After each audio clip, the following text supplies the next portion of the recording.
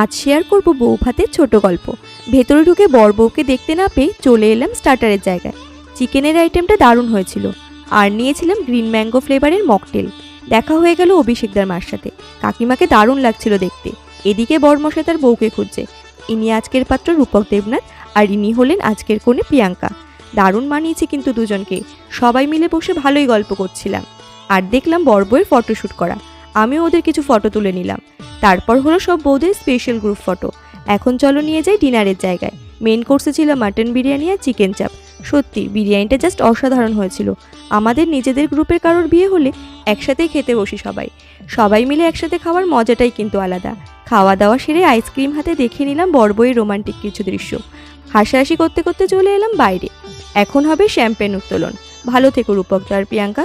তোমাদের আগামী দিনের জন্য রইল শুভেচ্ছা। হাসি মুখে প্রকাশ করলাম আমার মনের ইচ্ছা। টাটা।